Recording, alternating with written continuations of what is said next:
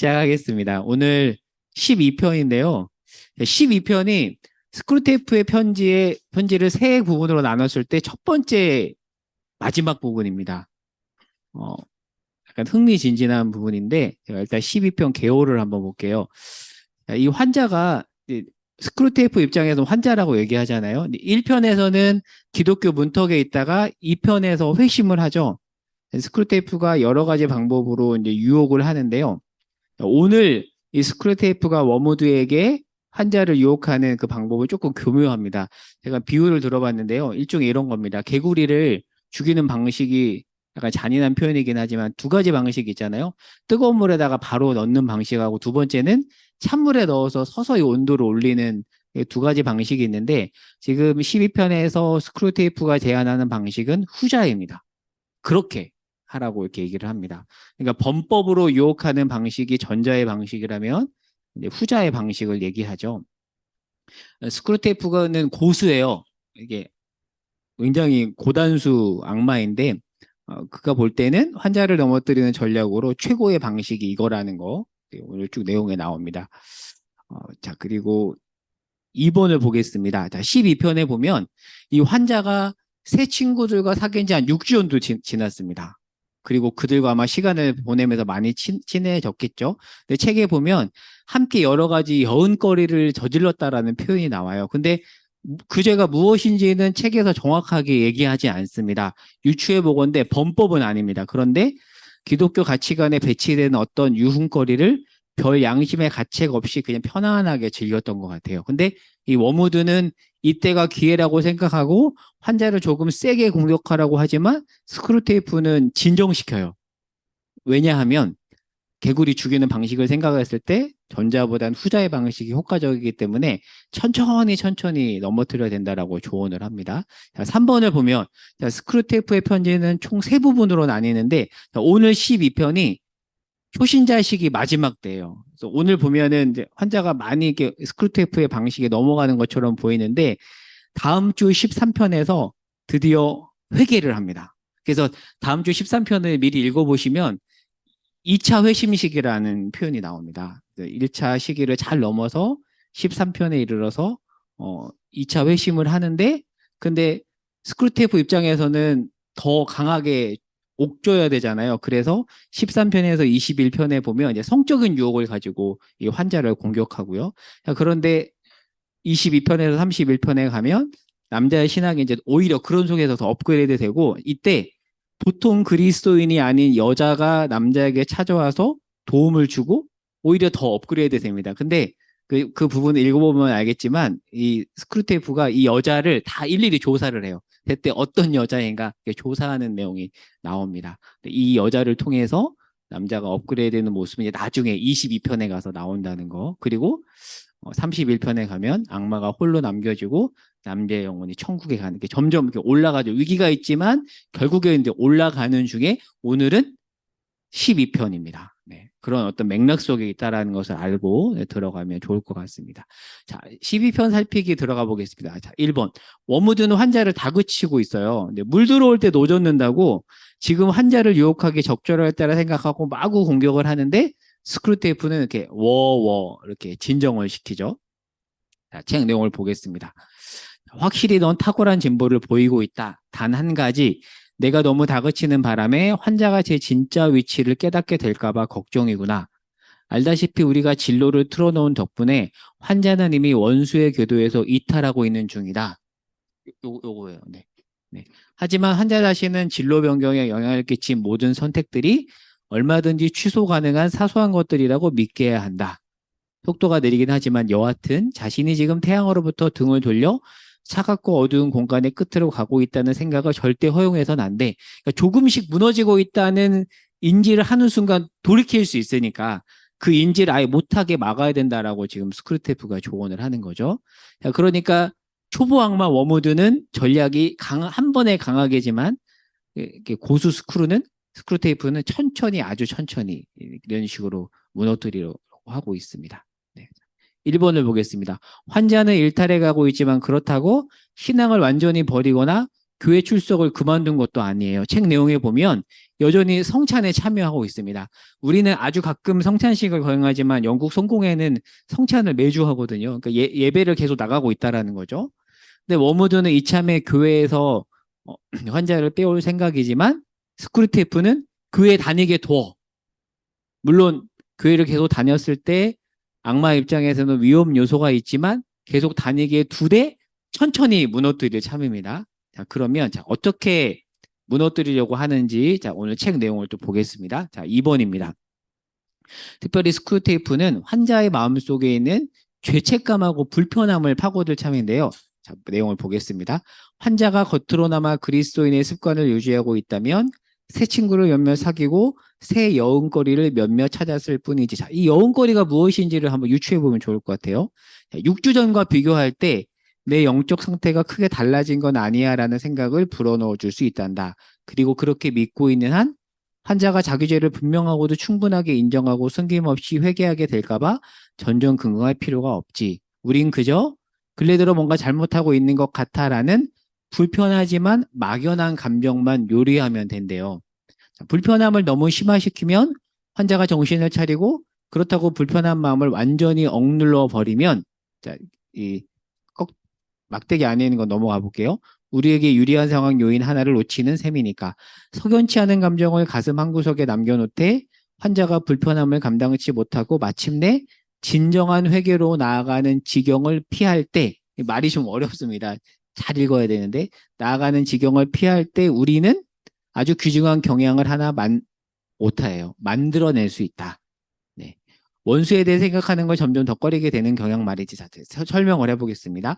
자, 지금 환자는 중년의 부부와 그 옆에 있는 패거리들과 만나면서 범법을 저지른 건 아닙니다. 그런데 경계가 조금 모호한 죄를 짓고 있어요.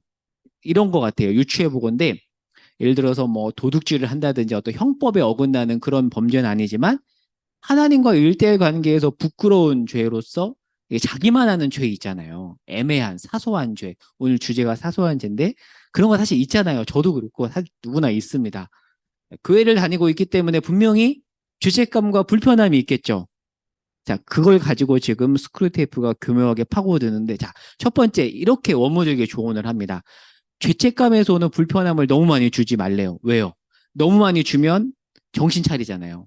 회개할 수 있으니까 너무 불편함을 많이 주지 말고 자, 두 번째는 적절히 약간의 불편함은 갖게 하래요. 근데 이 불편함은 뭐냐면 죄를 짓는 데서 오는 불편함이 아니라 그런 거 있지 않아요? 나 지금 약간 편하게 죄 짓고 싶은데 편하게 못 짓도록 하는 불편함이 있잖아요. 우리 안에. 그거를 얘기하는 것 같아요. 근데 이 감정은 서서히 생깁니다. 처음에는 안 그랬을 텐데 죄악을 반복할수록 죄책감은 흐려지고 불편함은 더 커지지만 불편하게 하니까 예수님이 싫어지는 거예요. 그 느낌 아시죠? 하나님, 이런 것까지 뭐, 에이, 이건 괜찮지. 나한테 그런 말 하지 마세요. 왠지 그런 거 있지 않아요? 성경을 읽으면 왠지 하나님이 왠지 싫어할 것 같아서 안 보게 되는 그런 불편함 있잖아요. 예를 들어서 내가 지금 누구가 너무 미워. 막 욕하고 싶은데 갑자기 성경을 보면 하나님이 너 그러지 마라고 할까봐 안 보게 되는 약간 그런 느낌이라고 볼 수 있을 것 같습니다. 자, 네모박스를 보겠습니다. 자, 원수에 대해 생각하는 걸 점점 더 꺼리게 되는 경향 말이지.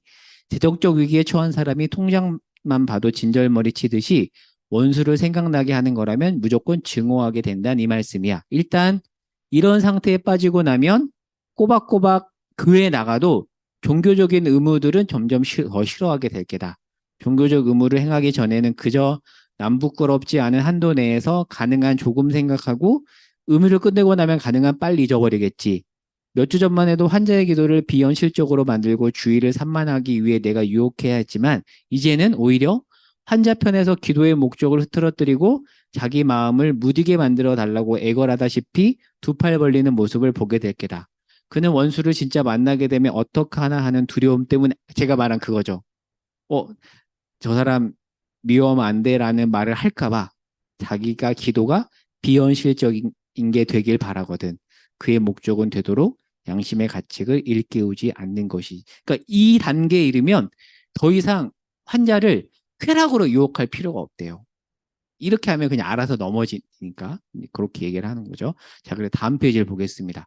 자, 이런 상태가 좀 더 확고하게 자리 잡으면 쾌락을 유혹의 미끼로 제공하는 지루한 일에서 점차 해방될 수 있다. 그러니까 알아서 환자가 파멸에 간다는 거죠. 알아서. 굳이 어떤 큰 공격할 필요 없다라는 겁니다. 자, 2번을 보겠습니다. 이제 스크루테이프가 또 하나의 고단수 전략을 제시하는데, 자, 천천히 한번 읽어볼게요. 자, 이런 상태가 좀 더 확고하게 자리 잡으면, 앞에서 나눴던 내용이죠. 쾌락을 유혹의 미끼로 제공하는 그 일에서 해방될 수 있는데, 자, 불편함 그 자체 또 불편함을 꺼리는 마음 때문에 진짜 행복에서 멀어지면 멀어질수록 또한 허영심과 흥분과 경박함이 아예 습관이 되는 바람에 쾌락이 점점 시시해지고 있는데도 그것을 포기하기는 오타들이 있네요. 점점 더 어려워질수록 점점점점입니다. 자, 더 보겠습니다. 이쯤 되면 기도나 일이나 수면을 방해하기 위해 환자가 좋아하는 책을 던져줄 필요가 없다. 전날 저녁 신문에 나온 광고 한 줄로도 충분하지. 시간을 낭비시키기 위해 그가 좋아하는 사람들과 즐겨 나누는 대화에만 의존할 필요가 없어. 평소에 신경조차 쓰지 않던 사람들과 따분한 주제로 떠들게 하면 되거든. 또 오래도록 아무 일도 못하게 할 수도 있지. 굳이 술 마시며 떠들어대게 하지 않아도 썰렁한 방에 앉아 꺼진 불씨만 멍하니 바라보면서 늦게까지 잠 못 이루게 할 수 있다고. 마땅히 피해야 할 건강한 외향적 활동은 죄다 금지시키면서 그 대신 할 만한 일은 아무것도 주지 않을 수도 있지. 그렇게만 되면 내가 언젠가 맡았던 환자가 이곳 지옥에 도착했을 때처럼 내 환자도 이렇게 말하게 될 걸. 이제 보니 나는 해야 할 일도 하나 못하고 좋아하는 일도 하나 못한 채 인생의 대부분을 보내버렸구나. 환자가 그렇게까지 가도록 너가 해야 된다. 지금 그 얘기를 하고 있는 거죠. 그 길고도 어둑한 몽상의 미로에 헤매다가 인생을 낭비한다. 인간이란 그만큼 혼미해지기 쉬운 약한 족속들이야. 이런 건 죄다 사소한 죄가 아니냐고 말하고 싶겠지. 오늘의 키워드입니다. 사소한 죄입니다. 범법이 아니에요. 오늘의 키워드는 사소한 죄입니다. 다른 젊은 유혹자들처럼 깜짝 놀랄 만한 죄악을 보고 싶어 안달난 꼴이 보이는구나. 그러니까 초보 악마들은 자꾸 인간을 유혹할 때 깜짝 놀랄 만한 죄악을 로 이끌어야지만이 넘어뜨릴 수 있다라고 보지만 야 그거는 초보들이나 하는 거야. 지금 스크루테이프가 얘기를 하는 겁니다.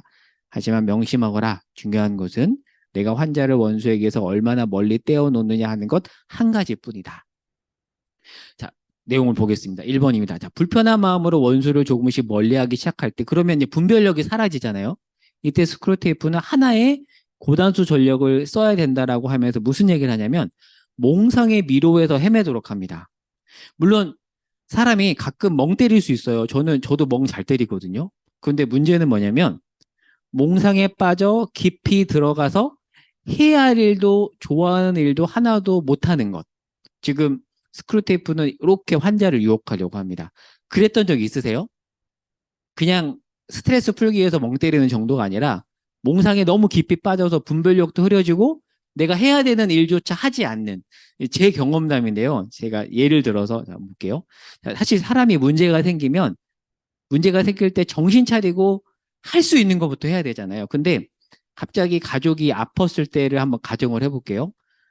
일도 하면서 뭐 간호도 해야 되고 병원도 가야 돼요. 그런데다가 재정적 어려움도 있어요. 제가 사실 이제 대학생 때 했던 경험인데 제가 이때 몽상의 미로에 자주 빠졌었어요. 어떻게 했냐면 이렇게 치면으로 들어가서 그래 이 세상에서 내가 제일 힘들어. 아무도 내 마음 몰라. 이제 이렇게 사람이 빠져가게 됩니다. 그런데 그렇게 들어가면 들어갈수록 무기력해지고 주변 사람들한테 짜증을 내요. 제가 그래서 어머니한테 짜증을 많이 했었거든요. 그러면서 이제 자기 할 일까지 놓쳐버립니다. 더 심해지면 사람도 만나기 싫고 왜냐하면 내가 만나는 사람들은 다 나보다 괜찮은 것처럼 보이거든요. 그리고 교회도 가기 싫고 이제는 더 나가면 하나님조차 싫어집니다. 저도 그런 생각 많이 했거든요. 뭐 하나님 뭐 그렇지 뭐들 나한테는 해주는 거 제대로 하나도 없지. 하나님 뭐 그렇잖아. 이제 이렇게 간단 말이죠. 자, 근데 그때 우리가 정말 해야 되는 건 뭐냐면 일단 정신을 차리고 내가 대단한 걸 할 수 없죠. 당장의 상황을 역전시킨다든지 바꾸는 일을 할 수 없지만 내가 할 수 있는 것부터 차근차근 해야 되는데 깊은 어떤 몽상의 미로에 빠지면 내가 할 수 있는 일조차 못하게 한다라는 거죠. 근데 지금 스크루테이프는 이렇게 사람을 몽상의 미로에 빠뜨려서 서서히 무너뜨리려고 하고 있는데 이러한 방식은 범법을 저지르게 하는 것보다 더 낫다. 오히려 살인을 한다든지 도둑질을 한다든지 그런 범법을 저지르게 하는 것보다 더 효과적인 전략이라고 얘기를 하고 있다는 거죠. 그러면서 이런 표현이 나옵니다. 이것이야말로 가장 안전한 지옥행 길이다. 그리고 이 모든 이면에는 네모박스에 있는 것처럼 사소한 죄가 있다라고 이야기하고 있습니다. 그래서 3페이지 밑에서 네모박스를 보겠습니다. 아무리 사소한 죄라도 그것이 쌓여 인간을 빛으로부터 아무것도 아닌 것으로 조금씩 조금씩 끌어올 수만 있으면 그만이야. 만약 도박으로 그런 효과만 낼 수 있다면 살인을 유도하는 것보다 못할 게 없다. 아마 우리가 볼 땐 도박도 범법이지만 이 당시 영국 사회에서는 좀 그러진 않았던 것 같고요. 그리고 더 볼게요. 사실 가장 안전한 지옥행 길은 한 걸음 한 걸음 가게 되어 있다. 그것은 경사도 완만하고 걷기도 쉬운 데다가 갈래길도 이정표도 표지판도 없는 길이지. 자, 그러니까 오늘 내용을 통해서 우리가 알 수 있는 것은 어찌 보면 대단한 죄보다 사소한 죄가 더 무섭다라는 거. 그리고 그 죄가 쌓이도록 해서 천천히 지옥행 길을 가는 것이 악마 입장에서는 더 효과적인 전략이라는 거. 그래서 예전에 그 아메리카 사람들이 나쁘게 마음먹었던 게 이제 인디언들을 무너뜨릴 때 이렇게 서서히 뭐 예를 들어 마약을 뭐 빠지게 한다든지 서서히 무너뜨렸잖아요. 그런 식의 방식을 쓰는 게 좋다라고 말하는 것으로 보입니다. 자, 그래서 한번 정리를 해볼게요. 자, 스크루테이프가 제안한 두 가지 방식을 정리하면 첫 번째는 천천히 천천히 반복적으로 저지르는 사소해 보이는 죄가 불편함을 만들고 그 불편함은 원수를 밀어내게 한다라는 거. 왜요? 원수가 죄 짓는 상태에서는 불편함을 싫어하니까. 이게 첫 번째 방식이고 두 번째는 몽상의 미로에 깊이 빠지게 하는 겁니다. 이 모든 방식의 목표는 책에 나온 대로 중요한 것은 내가 환자를 원수에게서 얼마나 멀리 떼어놓느냐 하는 거 한 가지뿐이다 라는 거죠. 이 모든 시작은 사소한 죄에서 시작이 됩니다. 지난주 내용 기억나세요? 지난주 제목이 농담이었잖아요. 그러니까 우리가 볼 때는 신성모독, 음담패설이 더 나쁜 것 같은데 오히려 질 나쁜 농담이 사람을 하나님으로부터 멀어뜨리게 하는데 더 효과적이라고 했잖아요. 우리가 볼 때는 딱 가시적으로 봤을 때 더 안 좋아 보이는 신성모독이 더 나쁜 것 같지만 아니다. 교묘하면서도 사람을 무너뜨리기에 더 좋은 것은 질 나쁜 농담이다라고 하는 것처럼 살인과 같은 명백한 사회적 범법보다 반복적으로 저지르는 사소한 죄와 몽상의 미로에 깊이 빠지는 것이 사람을 무너뜨리기에 더 좋은 것이다. 라는 내용으로 오늘 마무리를 합니다. 자, 그런데 다음 주 예고가 결국 이 스크루테이프의 전략과 다르게 13편에서 환자가 회심을 합니다. 제2의 회심을 합니다.